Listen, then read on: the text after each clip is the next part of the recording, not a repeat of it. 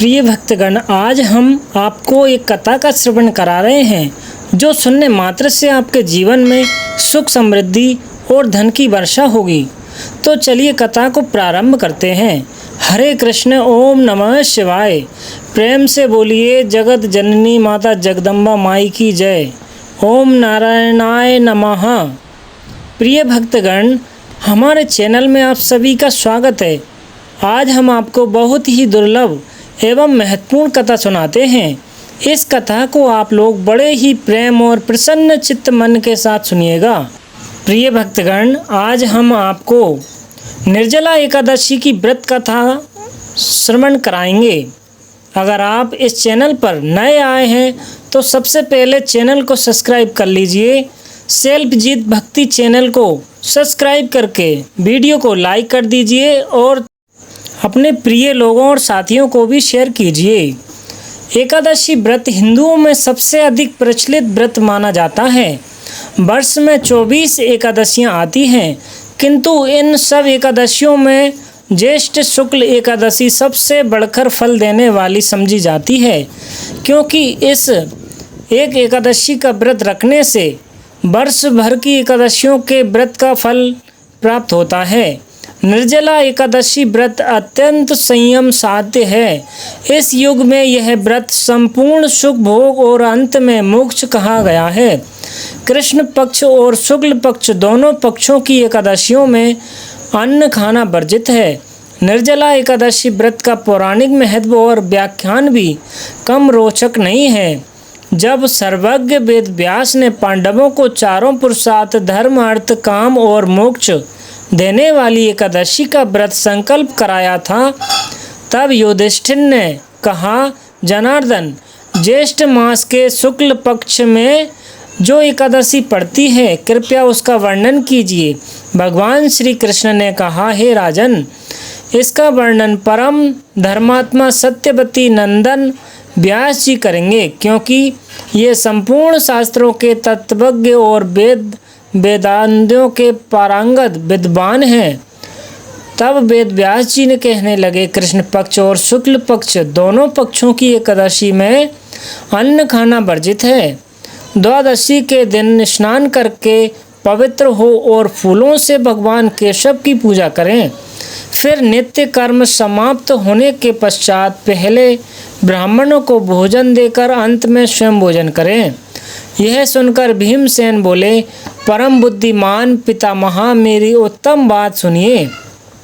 राजा युधिष्ठिर, माता कुंती, द्रौपदी, अर्जुन, नकुल और सहदेव ये एकादशी को भी भोजन नहीं करते तथा मुझसे भी हमेशा यही कहते हैं कि भीमसेन एकादशी को तुम भी न खाया करो, परंतु मैं उन लोगों से यही कहता हूँ कि मुझसे भूख नहीं सह जाती। भीमसेन की यह बात सुनकर व्यास जी कहा, यदि तुम नरक को दूषित समझते हो और तुम्हें स्वर्गलोक की प्राप्ति अभिष्ट है और तो दोनों पक्षों की एकादशी में दिन भोजन नहीं करना चाहिए।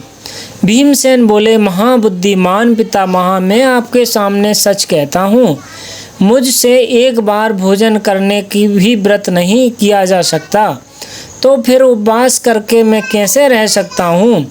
मेरे उदर में वृक नामक अग्नि सदा प्रज्वलित रहती है, अतः जब मैं बहुत अधिक खाता हूँ तभी यह शांत होती है। इसलिए महामुनि, मैं पूरे वर्ष भर में केवल एक ही उपवास कर सकता हूँ, जिससे स्वर्ग की प्राप्ति सुलभ हो तथा जिसके करने से मैं कल्याण का भागी हो सकूँ। ऐसा कोई एक व्रत निश्चय करके बताइए, मैं उसका यथोचित रूप से पालन करूँगा।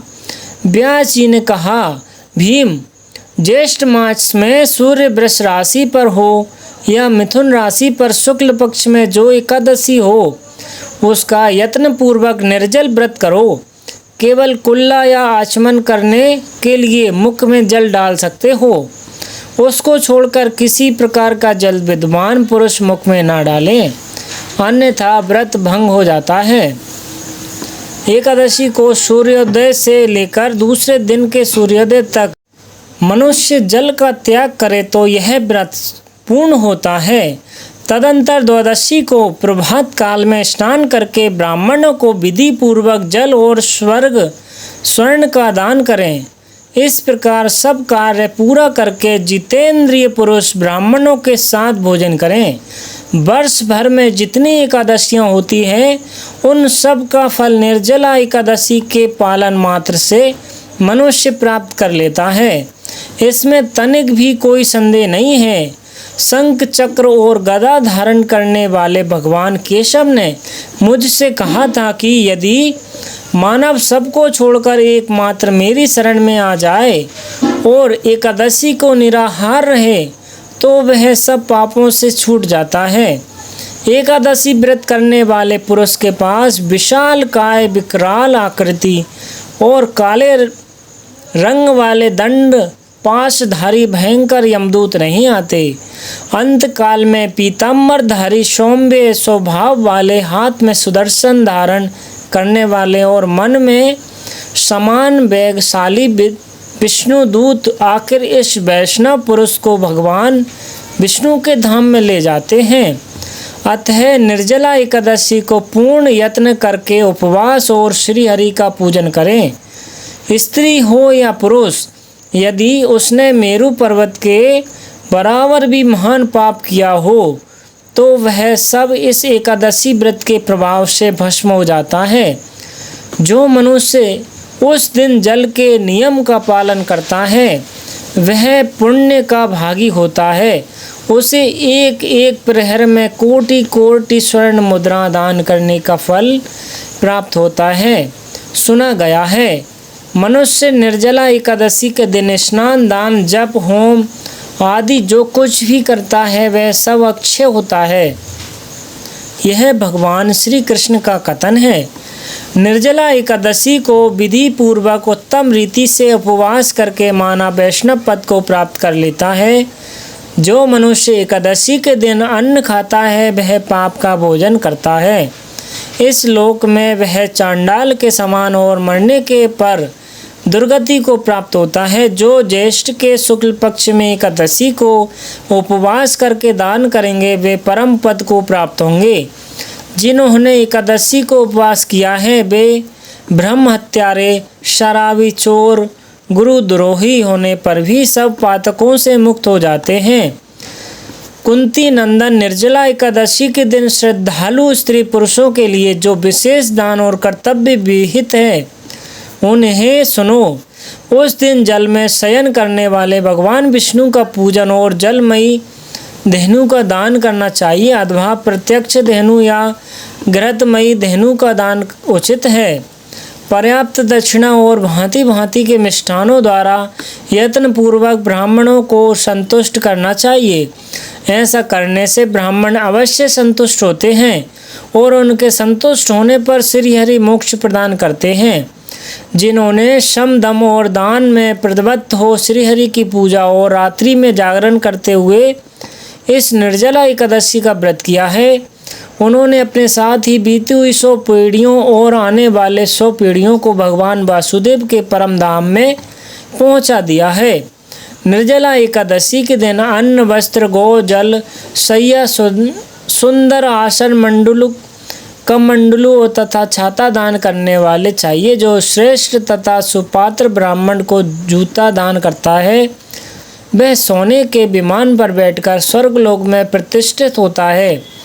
जो इस एकादशी की महिमा को भक्ति पूर्वक सुनता है अथवा उसका वर्णन करता है वह स्वर्गलोक में जाता है।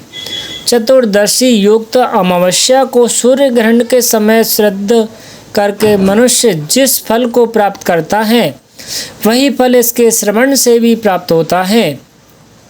पहले दंत धावन करके यह नियम लेना चाहिए, मैं भगवान केशव की प्रसन्नता के लिए एकादशी को निराहार रहकर आचमन करके सिवा दूसरे जल का भी त्याग करूँगा। द्वादशी को देवेश्वर भगवान विष्णु का पूजन करना चाहिए। गंध, धूप, पुष्प और सुंदर वस्त्र से विधि पूर्वक पूजन करके जल के घड़े के दान का संकल्प करते हुए इन मंत्रों का उच्चारण करना चाहिए। संसार सागर से तारने वाले हे देव हर्षिकेश, इस जल के घड़े का दान करने से आप मुझे परम गति को प्राप्ति कराइए। भीमसेन ज्येष्ठ मास में शुक्ल पक्ष की जो शुभ एकादशी होती है उसका निर्जल व्रत करना चाहिए। उस दिन श्रेष्ठ ब्राह्मणों को शक्कर के साथ जल के घड़े दान करने चाहिए। ऐसा करने से मनुष्य भगवान विष्णु के समीप पहुँच कर आनंद का अनुभव करता है। तत्पश्चात द्वादशी को ब्राह्मण भोजन कराने के बाद स्वयं भोजन करें। जो इस प्रकार पूर्ण रूप से पाप नाशिनी एकादशी का व्रत करता है वह सब पापों से मुक्त हो आनंदमयी पद को प्राप्त करता है।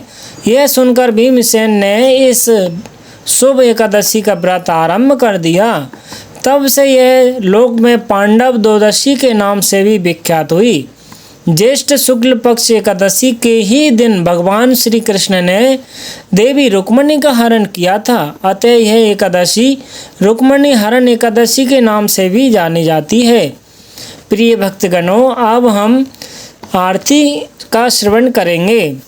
ओम जय एकादशी जय एकादशी माता, विष्णु पूजा व्रत को धारण कर शक्ति मुक्ति पाता। तेरे नाम गिनाऊं देवी भक्ति प्रदान करनी, गण गौरव की देनी माता शास्त्रों में बरनी। ओम मार्गशीर्ष के कृष्ण पक्ष की उत्पन्ना, विश्वतारिणी जन्मी शुक्ल पक्ष में हुई मोक्षदा मुक्तिदाता बन आई।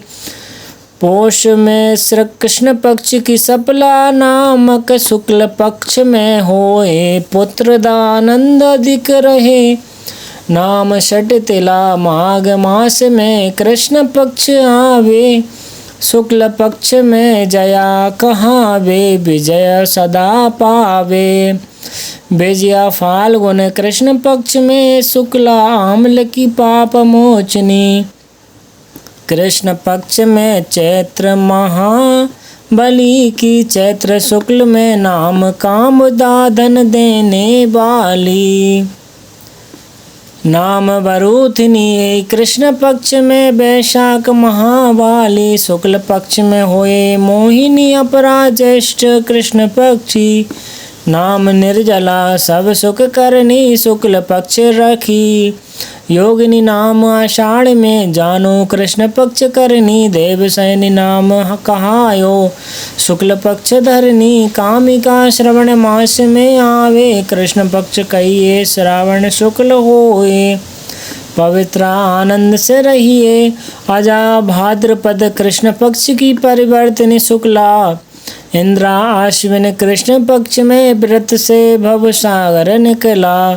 पापा कुशा है शुक्ल पक्ष में आप हरनहारी।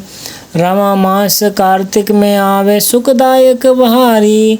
देवोत्थानी शुक्ल पक्ष की दुकुना सक मैया। पावन मास में करो विनती पार करो नैया। परम कृप कृष्ण पक्ष में होती, जन मंगल करनी। शुक्ल पक्ष में होए पद्मिनी सुख दारिद्र्य हरणी। जो कोई आरती एकादशी की भक्ति सहित गावे, जन मुखरित स्वर्ग का वास निश्चित वह पावे। प्रिय भक्तगणों, उम्मीद है आप सभी को यह कथा पसंद आई होगी।